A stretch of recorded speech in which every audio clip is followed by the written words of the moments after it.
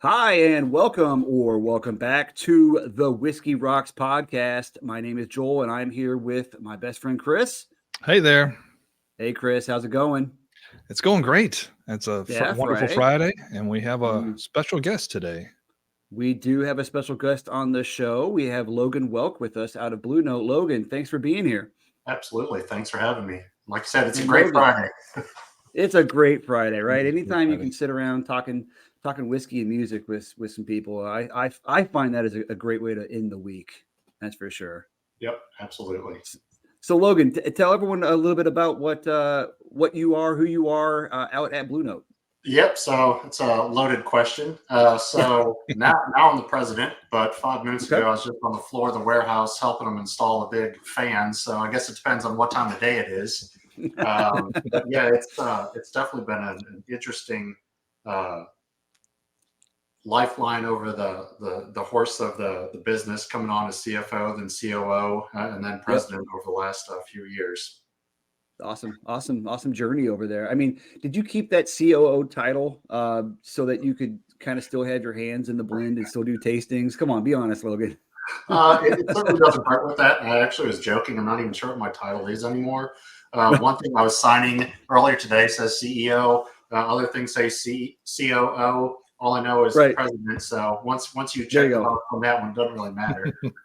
Chief whiskey guy, right? How about Exactly. that? A CWG. How about that? Yes. That works. That works. Well, thanks again for being here, and thanks for tuning in, everyone. Thanks for all the support so far. We have we just get blown away every episode. All the support we're getting as we just organically grow the show. We really are thankful for all the listens and all the shares and just all the fun that we're having along the way. So thanks for that, Chris. Any big news on your end? Any updates on your Just side? just preparing for Wild West Whiskey Fest next weekend. Okay, awesome. The Cleveland Bourbon Co-op is running the event and doing all the pours and education. And since I help run that club, and I'm a photographer, I have the great honor to be the photographer of the event. So I don't have to work a table and talk about the whiskey. I can just wander all the tables and just take pictures of people and drink all day, and it's a wonderful awesome. day. It's the Best highlight. way to do those events. Yeah, it's the highlight of my month. No, that's awesome. On my end, we got the label done for the Cooper and Cask barrel pick that I was a part of a couple weeks back. That's going to be available here in the Massachusetts region in beginning of May. So more details to come on that.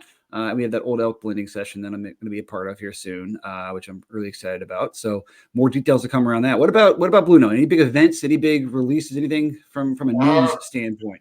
Well, we've had a lot of press release come out this week, Okay. but we've closed around $20 million in financing over the last few months, so that always helps when you can. Yeah, I'd say that's important, right? Let's see. We also Whiskey Advocate gave our rye a 90, which is really great, especially when you look at a $35 product.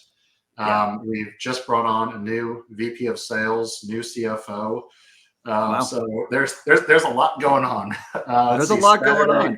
Saturday we've got a charity event. So yep, staying busy.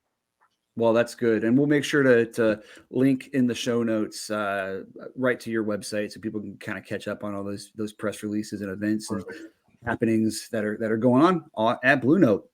So we'd like to start our show off here at the beginning, just kind of taking people through some stories that you might have missed. All right. First on the docket, we have an interesting story coming from the rock and roll world here. If you remember a few episodes back, we actually brought the news around Kiss. Here they've retired from live performance and they were going to start doing all these hologram shows and kind of being these digital avatars from here on out. Well, they've gone one step further in their selling out, I guess, and actually decided to sell the brand and all of their songs for $300 million to a Swedish music investor for a figure thought to be upwards of, like I said, $300 million. It's crazy. Like, first off, Logan, I know you've got a background in finance. Did you ever think Kiss would be worth $300 million today in 2024? No, I mean that was. Hey, if somebody's willing to write the check, you definitely take it. I guess so. I guess so. I mean, it's just I couldn't believe it when I read this story. I'm like, how are they still worth $300 million? Well, didn't they sell their likenesses too? So yeah, they sold their likeness, their everything. visual Yeah, likeness it's going everything. forward, everything. Everything. Wow. Do they even sell like Gene Simmons' tongue? You know, like I mean that's a big deal. You know, that's a big deal in some circles. Is his tongue? I couldn't believe that. I mean, $300 million. That's a lot of money. It definitely is an interesting thing to kind of think about when you think about some of these older bands. Are there going to be other people that kind of follow that path? I guess I don't know. I mean, that's a lot of money. It's hard to pass up, I guess. Right. Yeah. So they've continued to be sellouts, I guess, in the literal sense of the word. They've always kind of been more about the show than the music, but there you go. It's on brand. Story. Yeah, it's kind of on brand for them. Yep. Another story out of the spirits world that we thought was pretty interesting was there was 8 men out of the Bronx that were charged in a 2-year multi-state beer heist enterprise. Now, Chris, you brought this story to my attention. Yeah. What was really interesting about it to you? Just, I mean, for me, it was the term beer heist. You know, when you think about someone stealing beer, you think about going into like a convenience store or liquor store and just grabbing a case and running out. But, you know, not to have like a organized crime crew to break into rail yards to actually drive U-Hauls into rail yards and break. I don't know whether they're breaking into boxcars or warehouses and just stealing cases of beer. Yep. Well, I mean, when you sent this article over, I had flashbacks to something that happened late last year here in Memphis that a lot of people don't realize. Somebody broke into the old Miller Coors manufacturing plant, stole 32,000 cases of Twisted Tea, 17 tractor trailer loads. Oh man! Of Twisted Tea? Yep. Wow. Insane. That is insane. No, I mean that's the reality, and that's the weird things that I have to think about now is just that organized crime element. It's not just the liquor store gets hit for a bottle here and there. It's how do you protect yourself from tractor trailer full thefts? Right. Yep. It's a great point, and it's something that I definitely want to talk more about, kind of as we talk about your story with Blue Note, because of all the supply chain things you guys have had to kind of deal with over the last few years. So certainly applies for sure. The biggest thing that stuck out to me was like, if I was going through all this hassle to go through this organized crime, to like break into railroad houses and hold these trains up at gunpoint, I'm gonna take more than Corona and Modelo, right? Right, like I mean, of all the things you're going to risk it for, you're going to go after Corona and Modelo, but it is what it is. No, interesting story. Definitely, interesting to see how it affects the spirits industry, for sure. But hopefully, the more of these people get caught, the less this stuff happens, right? Yeah, agreed. Absolutely. All right. Well, that's it for the stories you might have missed. All right, let's get into it with Logan here. First off, I am drinking your Juke Joint 93 proof. Yep. Just your flagship bourbon, which I got to tell you, I love it. Like I'm usually a proof hound, right? Like I love high proof bourbon. This guy at 93 proof is so packed with flavor still. That's one of the things that really stands out to me, right? And at the price point that you guys have this at, it's just a fantastic pour. So before you started to talk about it, I wanted to just give my little 2 cents about the product itself. It is a delicious $35 pour, right? Or I should say $35 bottle, right? Yep. So anyways, that's what I'm sipping on right now. I'm going to go through a couple of different bottles, but I'm going to start there. So Logan, thanks again for being here. Take us through your story. I mean, obviously, you guys started 2019 with Blue Note, but prior to that, you were No, go ahead. Yeah, go ahead. Yeah. So I'll do my background because I think it's a little bit different than what most people expect from the industry. Absolutely. Yep. So underground grad school, business, history psych minor, accounting masters, worked for a regional bank here in Memphis, First Horizon, then went on to do audit tax advisory work for KPMG, one of the largest accounting advisory firms in the world. I think it got like 100,000 employees. Okay. Yeah, and they're then, huge. yeah, massive. Yeah. Ground the grindstone for a while doing that. Yep. Left to buy a business that ultimately fell through in due diligence, but came on as CFO, then COO, and president, like I said before. But it's really just taking all of those pieces from past business experience and applying it to this industry. Yeah. I think some people lose sight of the fact of just how competitive it is. It's nice to sit down and do conversations like this, which are very amicable. But when it gets to like the landscape itself, the operation side, there's a lot of camaraderie there. But when it comes to sales, it is very cutthroat. So I can imagine. All the different pieces that have to come together. But no, it was interesting back in 19 when I came on. There was a little bit of a history before the business that a lot of people aren't familiar with. Our licensure goes back to 2014. So this was a defunct vodka distillery. Oh, and okay. what people don't realize is it was the first licensed distillery post-prohibition in Memphis. Nice. And there were a lot of things that went wrong with some of those early operations. Ultimately, they had to recall their product multiple times. And Tennessee probably being one of the worst locations geographically to face that, because you are a franchise state. Your relationship with your distributors for life. If you burn that relationship with the distributor and the consumers, you have a very hard go at anything else after that. But ultimately, that side of the business went away. It was acquired by a group of investors. But the early days of the business had absolutely nothing to do with the branded side. In fact, it was everything but the branded side. So we used to store a lot of product in our building here. So largest liquor brokers in the world, publicly traded companies. So like Diageo, Constellation, Eastside stored a lot of their products here. Did third-party bottling for some celebrity brands that were out there. Ultimately, all that stuff sort of kept going until the pandemic.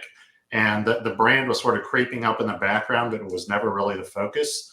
It was really the pandemic when we looked at all these other companies having massive issues with their supply chain, that There you go. trying to help them on the production side was interfering with our business as a whole.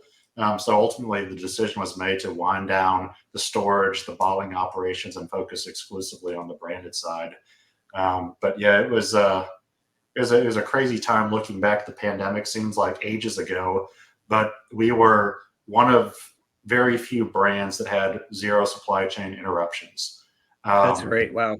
That's awesome. Part of that was because we got so far ahead of it.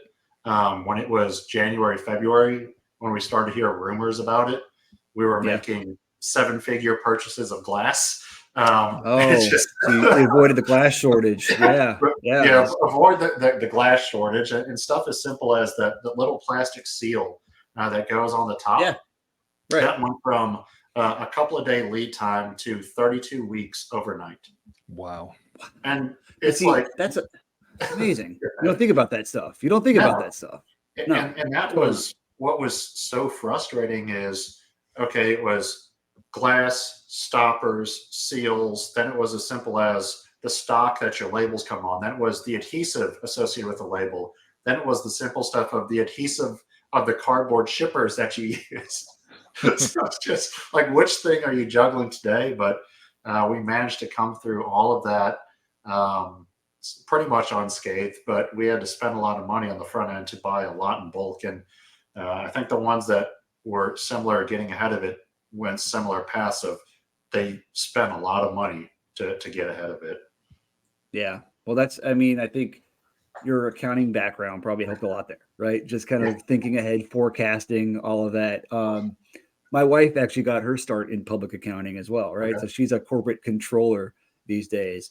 So I need to get her onto your path. I would love my wife to be a president CEO of a brand of whiskey somehow. But no, I can imagine that background helped you a lot. Just get ready for the and pandemic. that was, I think, such an important piece is like everything we do in this business. I've said it before, and other stuff is you have to think so far in advance that like if you're reacting to what's in front of you, like it's usually way too late. And that was some of the decisions around our price point where we tried to stay competitive when so many brands went for these ultra premium price points that at the time it seemed great, but the longevity of those decisions is really starting to show through now as a lot of those brands are having some major issues and are losing shelf placement. So yeah, it was the hard decision we made, but ultimately it was the right decision in the long haul. We applaud you. Yes. Yeah, we applaud you. Yeah, that was a great decision.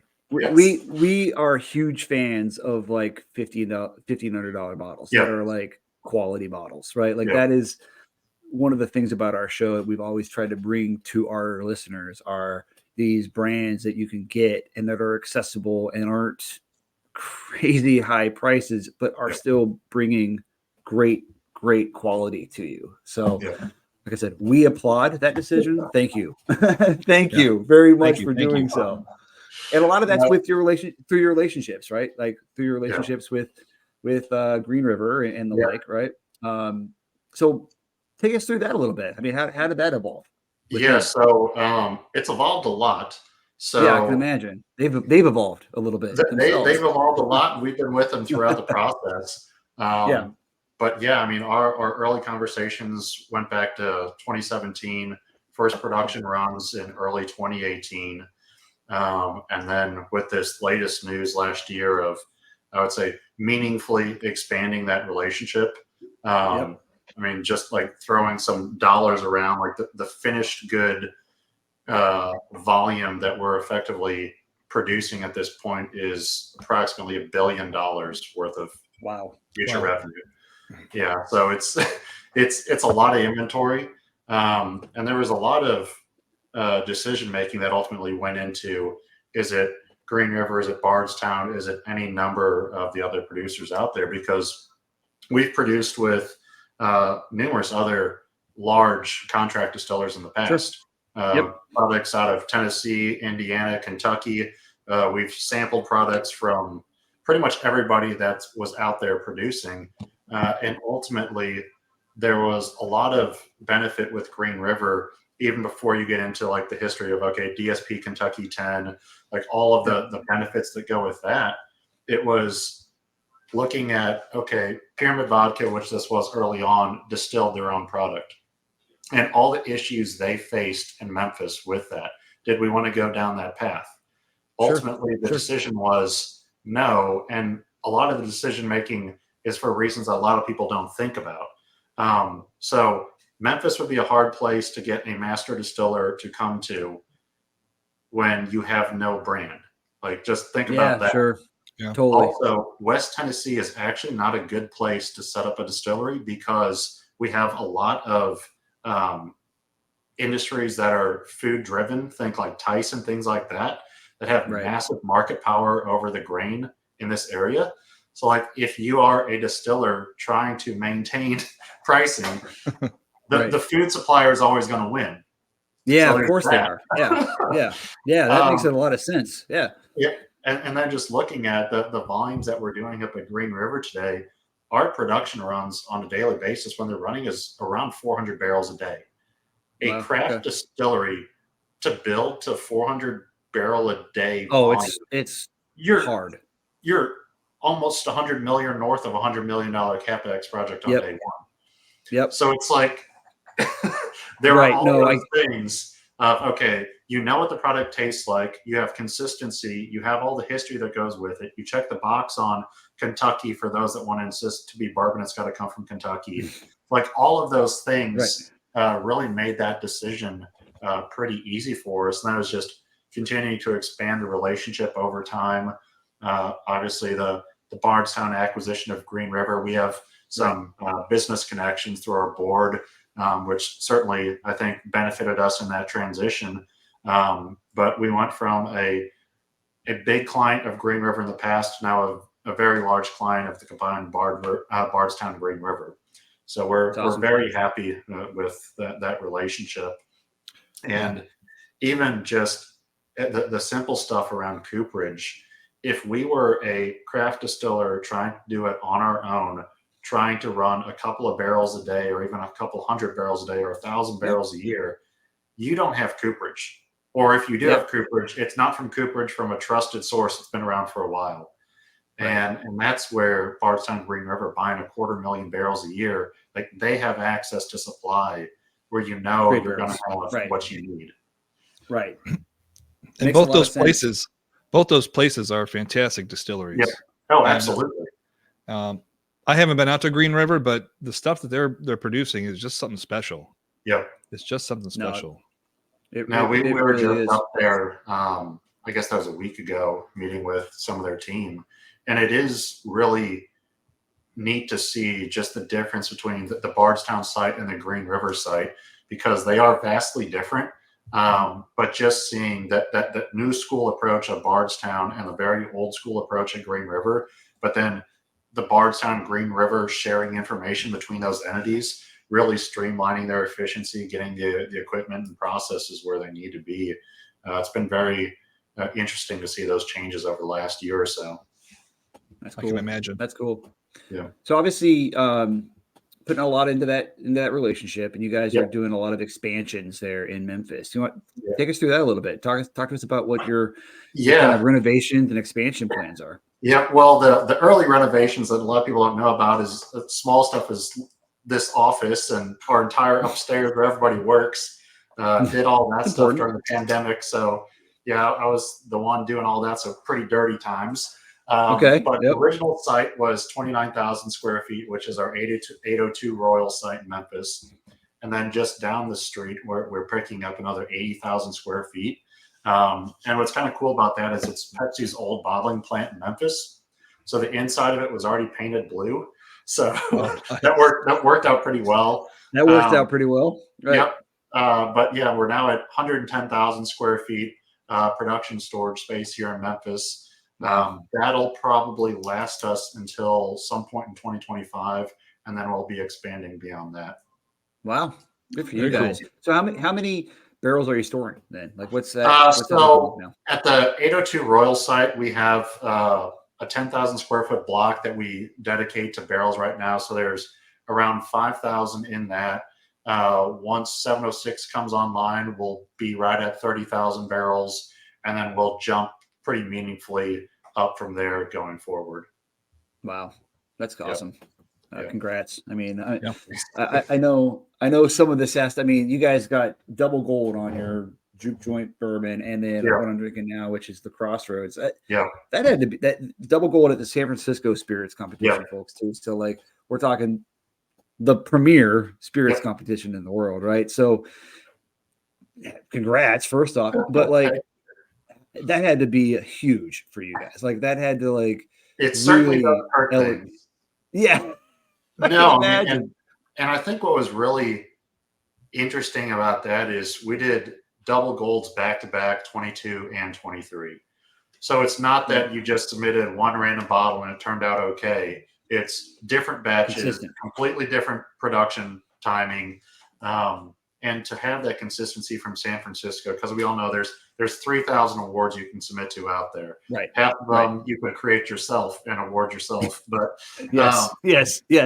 and like that's what's so fun is the San Francisco ones, and then Whiskey Advocate, which is once again like it actually means something.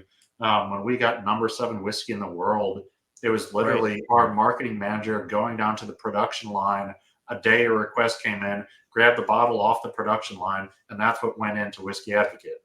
So it's not like it's not like I'm going to my shelf where I've got the secret stash, and that's what's going to be submitted to these awards that no consumer would ever have a chance of tasting. It's you can go to the shelf and you can experience the exact same thing these judges are getting, And in all likelihood, it better be there because the price point it should be accessible. Yeah. So Exactly. I wanted to point out you're a man of many labels and talents, but I want to throw a shout out to your master blender and your blending team, hands down for the price point. And forget the price point. Actually, just as far as the blends go, they're absolutely amazing. They're consistent. They're amazing. I'm not surprised by that story that you just told, but wow, I'm blown away by the talent you have there. That's your blenders. Well, so I think that's one of the benefits we have is it's not been one person that is solely responsible for it, and it changes. So as we're going through these batches, Crossroads is a great example. It's as we think it's getting to the point where it's ready, exactly. We'll pull the sample from the big blending tanks, and whoever's around will taste through it. So it's whoever's there that day. And I think that benefit of having the input from different people really allows us to either have, if it's not consistent, it's at least a quality product that they can expect each time. Right. And I think that's one of the nice things we have is, yes, we have the awards, but it's when you have the awards and the accessibility of the products and they've had it, it's if we have a limited time offering or some new release comes out, it's okay, I'm probably willing to go grab this off the shelf because the other 4 things I've had from them are all good too. I think that goes a long way for us. I think that's great. I think it's a great testament to the brand and what you guys are doing is just this consistency. Because everything I've had from Blue Note, I've just been like, yeah, I like that. That's good. You know, I haven't gotten into some of the aged stuff. You know, like I think you guys have like a 9-year and a 17-year or something like that. Right? The 9 through 17-year-olds were all releases a couple of years ago. We had a limited time offering that came out this past year, which we called Special Reserve, which was sort of a chemistry experiment that went crazy. But even that one, it was a $225 bottle. But it's when you look at the age ranges and all the different secondary finishes in it, it really is still a good value. And then, so Whiskey Advocate rated it a 94, which is their top 50 bourbons ever. Not of like a year time frame, but just ever. So it's like, okay, we've got the products that are easily accessible on a daily basis. The limited time offerings are incredible too.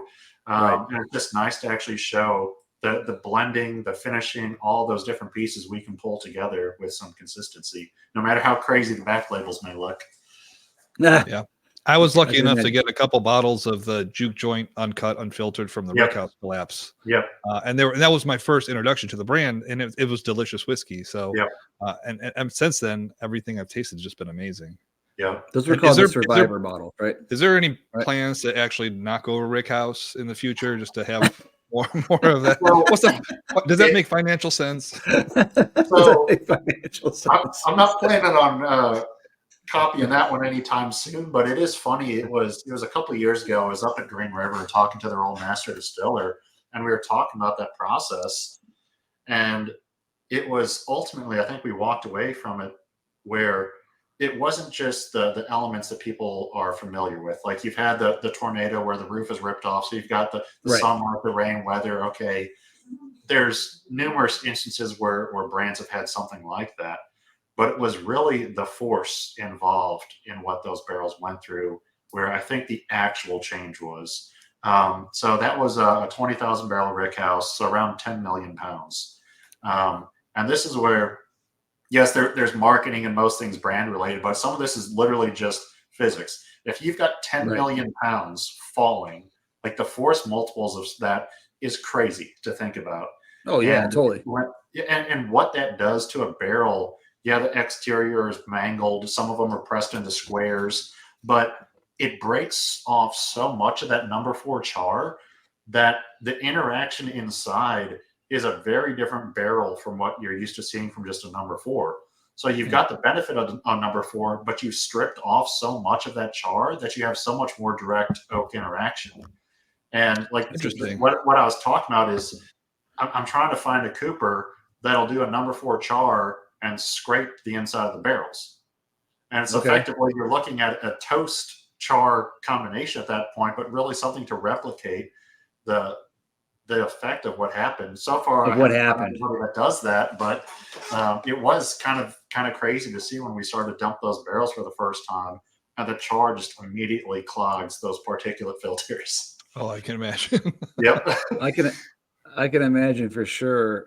That's those bottles are. That's actually how I got introduced to Blue Note. Yep. Was Chris's He had a Survivor bottle right Yep. over there, and when I tasted that, I was like, "What is this?" You know, like I was immediately just amazed by your stuff. I live in Massachusetts, so it's Yep. been hard for me to find Blue Note Yep. up here. Right, I've had to go down to Connecticut and things of that Yep. nature. So. Yep. When are we going to get some more states? That's the loaded question, I'm sure, right? Yeah, so that's where our path as a brand, I think, is very different from a lot of brands that you've seen over the past couple of years. Sure. So under past leadership, there was a lot of focus on going everywhere to people that wanted you. And there's certainly some benefits of that approach, but it's hard to support everyone at the same time as a growing brand. Totally So get it. Yeah. yeah, so for us, our focus right now, I know it frustrates a lot of people, but Tennessee, Texas, Florida, Georgia, New York, New Jersey are going to get a lot of our focus currently, and we'll continue to add on within our 17 plus or minus state distribution footprint on an annual basis, continue to assess. But what we've seen is going deeper in these markets allows us to actually build the brand in a lot more sustainable fashion. So when we are ready to go to more of these states, like our plan of launch, our distributor playbook, our financing, all of that stuff is lined up where you can actually launch and support the market, because it is probably the worst thing you can do is launch all 50 states in the US and die on the shelf, because that's what happens 99% of the time. Well, and let's talk about that for a minute, because it's smart. I mean, when you listed off those states, the only two, like New Jersey, New York, are in the north, but like what you had indicated was a very, the South, right? And I think that speaks a lot to your brand, Blue Note, the Blues. And I wanted to talk to you about that as well. Obviously, us being a music and whiskey show, you guys are obviously very inspired by the blues, and those states you kind of listed off: Georgia, Tennessee, Texas. A lot of great blues musicians have come out of.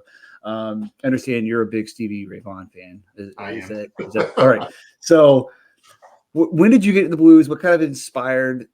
And then obviously with the Blue Note brand, like what take us through that journey a little bit. Yep. Well, so I'm originally from St. Louis. So when I associated blues with anything, it originally wasn't the music.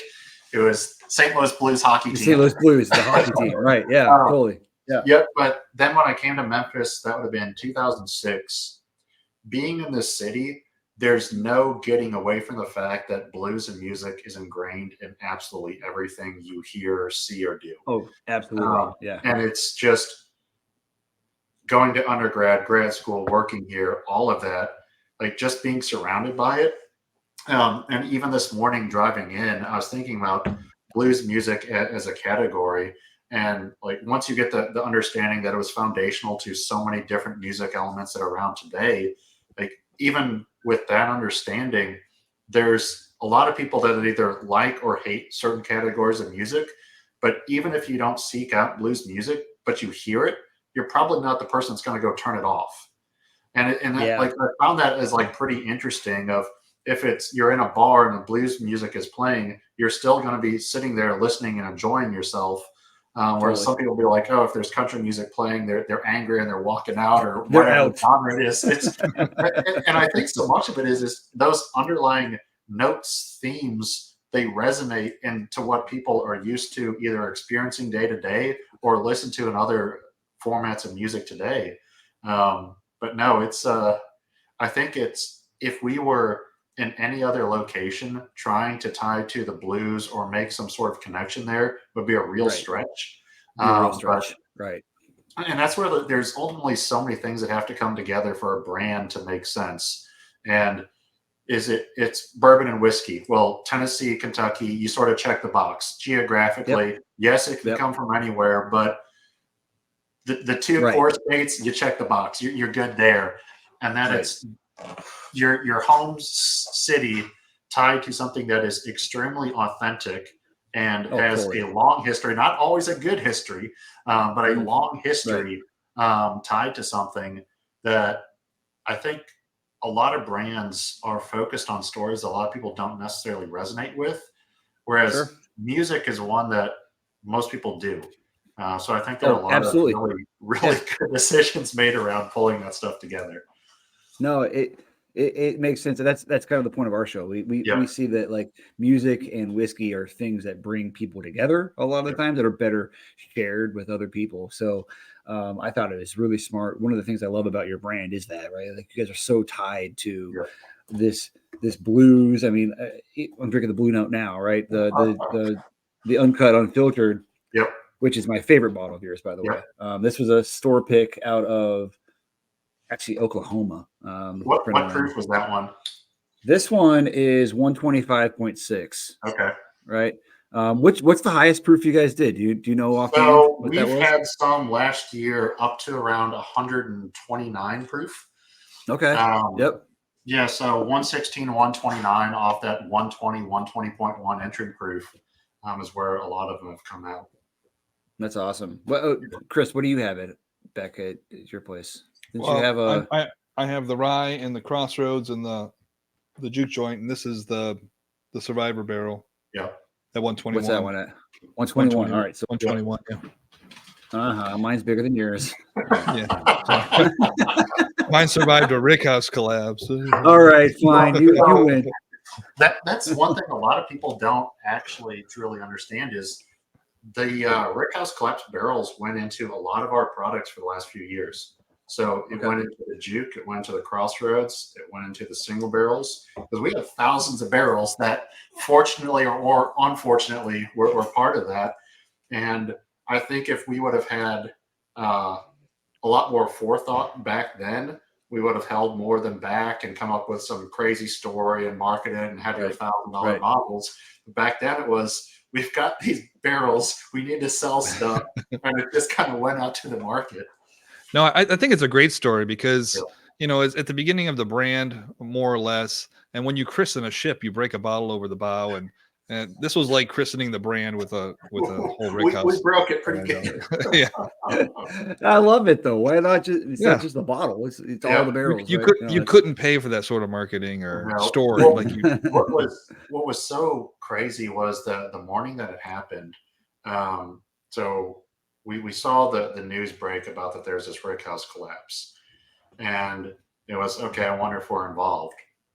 We start Googling, and you start to pull up some of the live news reports from Owensboro, and the first live report we find before the sun even comes up, they're panning across the whole pile of barrels, and they zoom in on one barrel head in particular, and on the tag owned by BR Distilling, which is our operating company. And we're like, yep. We're in this mess. Oh yeah. And that's where like some people are like, oh, it's all just made up. They weren't even part of it. It's like you can literally look online. It's there. So you can look at the barrels. If you know another way to come up with a square barrel that's not a squirrel, then let us know. Wow. That's so awesome. I was in Bardstown at Barton 1792 about a month after their rickhouse collapsed. Yeah. And they have since stopped doing tours, but we were in the rickhouse. And they're showing you the plumb bob. And I've been in lots of rick houses, and I'm used to maybe feeling like not an earthquake, but there's semi trucks coming in. So I'm used to like the ground bouncing a little bit. Yeah. I swear to God, this rick house started shaking side to side, and I almost bolted for the door. I'm like, I'm not used to that feeling. And I know one of these just came down here. It really freaked me out. Well, that's where, if you just think about the forces at play, I mean, in those 60,000 barrel rick, that's 30 million pounds. Yeah. Like, yeah, that's insane. Yep. That's insane. That's crazy. No, that couldn't imagine just the force that happens. A couple listeners of ours have wanted me to ask, so I'm just gonna ask. because we're very loyal to our listeners here. So Teresa and Ed, in particular, they wanted to know: are you guys exploring any weeded options or Yep. any double oaked options, things of that nature, kind of going forward? Yeah, so we have pretty robust R&D, whether that's in single barrel, multi-barrel format. Awesome. We have weeded that's aging up currently. Whether we do that as a standalone weeded, go into a multi-grain mash bill on the blending side, ultimately we'll see as age comes along on those. Okay. So we've looked at doing multiple types of secondary finishing in wood, different types of wood, and ultimately the decision on what to scale and when it sort of it changes. Yeah, sure.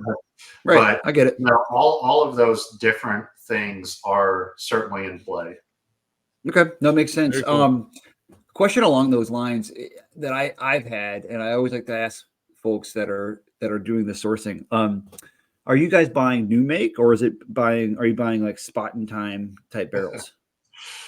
Thankfully, we're buying a lot of new fill. Okay, you are. Okay, awesome. The super majority of our production with Green River is new fill. Some of the early days, we've had to backfill with some of the aged, and I think that's really important for people to understand. Is there's all the terminology of whether it's sourcing, contract distilling. I mean, ultimately, it's potato, but Right. we've been with Green River for a while now, really since some of their earliest batches they've ever produced. And I think what's really important for our brand was that after a year and a day, so we maintain the Kentucky Bourbon designation, year and a day, we pull the product to Memphis. And there's a combination of marketing, finance, benefits as a whole that come into that decision. So the finance piece was Kentucky used to, they're sort of in the process of transitioning out of it, but you're taxed on all your barrel inventory in Kentucky. Tennessee, because Jack Daniel's lobby, you're not taxed on in Tennessee. So that's economic reason number one. We're going to pull all That this makes a lot of sense. Yep. Totally makes sense. Yep. The other is you look at the environmental benefit. So just the climate difference between Owensboro and bringing it to Memphis, we average around 2 months more of active aging annually being in Memphis. Like in the terms of aging, that is massive. No, it adds up. Totally. And then also our higher humidity means we're evaporating less. So all those factors combine, like you're building more pressure because the higher heat, higher humidity sealing the barrel, so more penetration for 2 months more longer every single year. That's a meaningful benefit that separates our product from even what sits up at Green River. And I think that's what's been so interesting is everyone enters the same competitions, the blind competitions. How is our product outperforming all these other brands? Well, we are doing a lot of stuff different. Then when it comes to dumping, the way that we're blending proofing is different than the way other people do it. And like some of it is very nuanced. Some of it's the equipment. Some of it's how long we're doing stuff. And then we have the benefit of it's just scientifically, it's the nation's purest water. There's I was no going to ask about that. Yeah, there's no oh well, this is me just saying it. It's just science. So you start with the Kentucky limestone water, check the box, make people happy around that starting point. When it comes to proofing water, Memphis Sands Aquifer is the purest water in the United States. So it's 2,000 plus year old filtered water that is drawn from out of an aquifer. We're not pulling it from the Mississippi, although if we were, I think we'd pick up a lot of good brown color pretty quickly. But I can no, imagine. it's just great water throughout the entire process, and all those factors, plus the aging environment that we're in. Which, if you're not familiar with Memphis, we are a couple miles north of downtown, which we're just far enough outside to be outside the heat island effect. So night times we cool off a lot more than the rest of Memphis. And it is really a very small geographic area where this applies to, but we get just as hot in the afternoon, just as humid, great airflow, and the higher humidity because the Wolf River is just to our north and Mississippi is just to our west. All of that coming together. It is kind of crazy to see, and the best time to see it is really early in the mornings. So I live about 10 miles east of here, and the temperature drops around 5 degrees every single morning within a mile of work. and you come That's away crazy. from it, and it'll go right back up again. But just to see awesome. that on a pretty much daily basis, and the couple of days a year that it snows here, there's a lot more snow at work than there is anywhere else in Memphis. Oh man, I'm dealing with snow. We got 4 inches yesterday here in Boston. I saw that yesterday in April. Oh God, don't get me started. Yep. I'm not happy, which is why I'm drinking whiskey on a Friday afternoon, folks. Actually, I'm going to finish off here drinking your rye. So, Yep. real quick, as we kind of get to the end here, take us through this. This is your newest release, right? A $35 bottle of rye at 93 proof, and like you said, Whiskey Advocate just raved about it, right? So, you know, I find this rye myself very approachable for bourbon drinkers who don't necessarily like rye, you know what I mean, or trying to get into rye, right? I think it's a really good entry rye because it's not super spicy. But take us through kind of what you guys were thinking with this bottle. Yep, and I think that's where people are caught off guard when they hear a 95.5 mash bill, but they associate 95.5 with like an MGP and that flavor profile, and that's what they're expecting. This is very different. You don't have those earthy characteristics. And you described it exactly how we do in a sales pitch. It is a great introductory product for those people who, whether they've had rye ever in their life, but claim they hate it, it's a great product to be like, even though you say you hate rye, give this a shot. And they walk away, they're like, I actually like that. It's like, yes, that's the intended outcome. And what we saw was so much of the rye market is focused on the vast majority of it's just MGP in one bottle or another. And it's, if you get something that is a slightly different profile, but brings through enough similar characteristics, it really has a place for itself in the marketplace. And then even bartenders really enjoy it because 93 proof, they love the proof point, first of all, but then also having something that is very different from what they're used to just gives them a lot of flexibility that they really enjoy. No, it makes sense. So I guess I could, come over and do some sales. It's really good. All of your reviews and all your notes. Yes, exactly. That's great. What are you going to say, Chris? I was just going to say it's very good. It's a lot sweeter than, you'd expect a 95.5 to be. And, a lot of that probably has to do with the proof, and I'm assuming you guys are slow proofing over many days or weeks. That is very much true. And it really does help out. Yeah. You really can taste the difference. Yeah. It's that process in proofing, and then also no chill filtration. Obviously, we're above the 90 proof point, so that helps us a lot. But it's so funny. It's what we're not doing that has so much of an impact on what you ultimately get the benefit of. Right. And it really comes through in the glass. No, that's really nice. Real quickly, just because someone might not know who's listening, which I think most people who are listening to our show are kind of nerds, but if they don't, take us through what slow proofing is, right? Just real quick, either Chris or Logan. So ultimately, that's the process of you're adding incremental amounts of water over a longer period of time, as opposed to high volume in a short period, immediately getting into that proof and then going directly to bottling. And ultimately, you're dealing with like a hydrophobic process of alcohol and water, and slowly combining those, that the molecules are happy being around each other. Like, you can blend it so that chemically it can happen quickly or slowly. We just prefer the slower approach to it. No, it makes a lot of sense, and I think you guys are doing a good job. It's such a unique rye. Chris and I were talking about it offline, and it's like it's not what you would expect out of a rye. Like it has those rye elements to it, a little bit of that mint and the like, but not that earthy. Like, it's just sweet. It's very sweet, and I think if anyone who wants to get into the rye category, it's a great spot to start, for sure. Well, we're about to release a cast strength version of that, and those you described, you can just imagine just elevating that up. It's pretty incredible. See, that's I'm a proof hound, like I said earlier. So that's gonna make me very happy. That's for sure. Anything else you guys have that you want to make sure people know about? Any future releases here coming up, or anything else anyone should know, Logan? So we're working on the cast strength version of the rye. We'll have a cast strength version of the Crossroads as well. Nice. So we have some limited releases we did honey cask finishing a couple of years ago, but it was Tennessee only release. Okay. We've got that coming of age probably sometime this summer. We have some collaborations with some breweries that will be releasing stuff. Some of that will be market specific, others will be broadly available. Right. We've got another round of special reserve.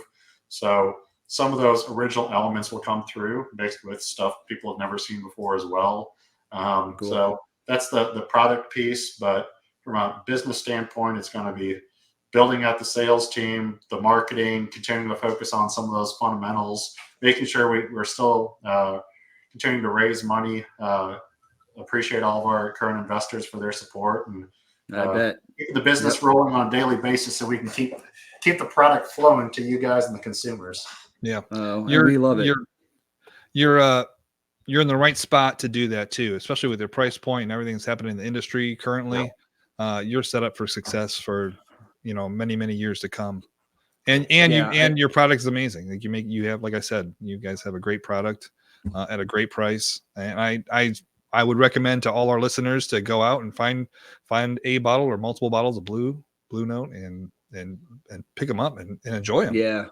Yeah, for sure. I mean, and that's like I said at the beginning of the show, like we applaud you for keeping the prices where you guys are keeping them, because it's been hard. It's nice.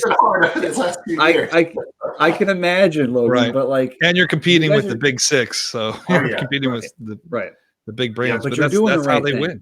Yeah. But you're doing the right thing by like appealing to the everyday guy, right? The everyday Joe who wants a nice pour, because that's what you guys are providing. Honestly, like the quality you guys are providing at the prices you're providing them at are just bar none. Like anyone who's listening, please, if you see Blue Note on the shelf, pick it up, because don't skip over this brand. Chris and I have never steered you guys wrong. I know, right? Well, I know, but we love your stuff. We appreciate great whiskey, especially at a great price. Yeah, that's the thing. Like, there's a lot of great whiskey out there, but when Chris and I find like whiskey that is like affordable and accessible, we're gonna rave about it, man. Like we're dads, you know what I mean? Like we have a lot of other things in our life that we have to spend money on. So when we can find really good whiskey at a good value, like we're talking about it. So thank you. Well, I appreciate the support. Absolutely. You bet. Anything else, Chris, Logan? Anything else you guys wanted to know? No, that's a good wrap for a Friday. Yeah, that's a great wrap for a Friday. No, we once again really appreciate it. And Logan, we'd love to have you on again down the road, or maybe some other people from the team as we get some of these other releases out, right? To talk about some of these newer things that are hitting the market. So once again, folks, we really appreciate the support. Thanks for listening. Thanks for tuning in. As always, you can find all of our podcasts on Google Podcasts, on Spotify, on Apple Podcasts, basically anywhere you listen to a podcast, you can find us. You can find our socials on TikTok, on Instagram. Blue Note also has a great Instagram page. I definitely make sure you're following that out. We'll put all the contact information in our show notes. But once again, thanks for all the support. We appreciate it. And as always, whiskey rocks, sip hard.